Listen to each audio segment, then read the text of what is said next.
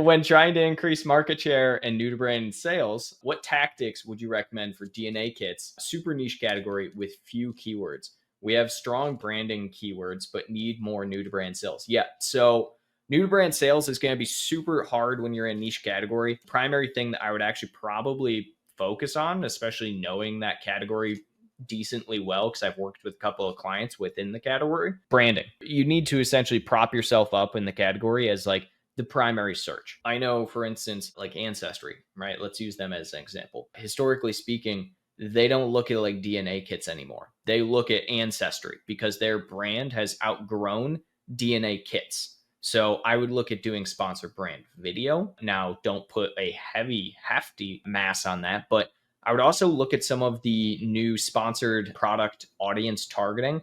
So I posted a video talking about the sponsored product audience targeting.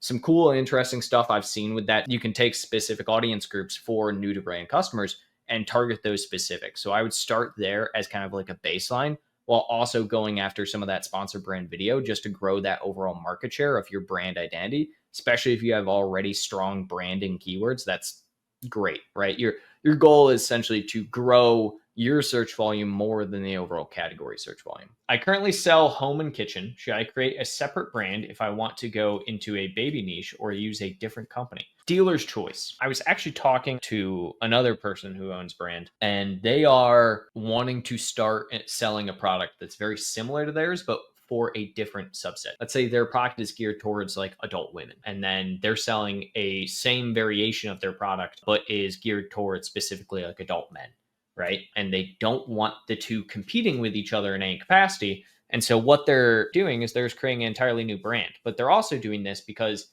they want this new brand to be able to work a little bit more efficiently towards their overall goals of wholesale. So it's up in the air. It's really dealer's choice. If you can build the products into your niche, right? So part of the reason they're doing that is because their brand name is very niche towards like the specific product that they have for the women, let's say. Whereas if you are in a capacity where your brand name is just super supplies, right? You know, you sell in home and kitchen, you're selling super supplies, and now you're getting into the baby niche. I think that kind of works, right? Like it's not too on the nose of like what your products are. So I think it would still work, at least better than, you know, other ones. I'm working on a product that has 104 competitors, 1,800 of search volume on MKW. Okay. 10 to 12 sellers are generating 100 plus sales every month, and some even generating 7 to 800 per month.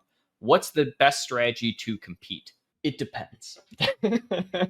So a couple of things. First and foremost, I have no idea what your category is. I don't know what your pricing is, right? So that's going to be a number or a huge factor. Or are you selling your product for double the price of every one of the competitors that you just listed to me? Or are you half the price of them, right? So that's going to be a huge factor into the overall strategy. What is your pricing? Secondarily to that, if you're looking at just overtaking market share and you want to break in, you know, how fast are you looking to overtake? Are you wanting to get to that 100 plus sales every month within the next month, or do you want to get there in the next 6 months, right? If you want to get there in the next month, you're probably going to need a really aggressive ad strategy. You're probably going to need to dump a lot of money, probably 50% tacos at least. Now, if you are wanting to be a little bit more conservative, you can be more conservative, right? So the reality is you can go over to myamazonguy.com. We have a couple of different documents. One, the perfect launch strategy. Two, the perfect PPC launch strategy as well. And both of those are going to be exceptionally useful for you at the end of the day for understanding, you know, strategy in general around these type of things. You can be extremely competitive. You can be not just asking what is the best strategy to compete with that little information is not feasible, say the least.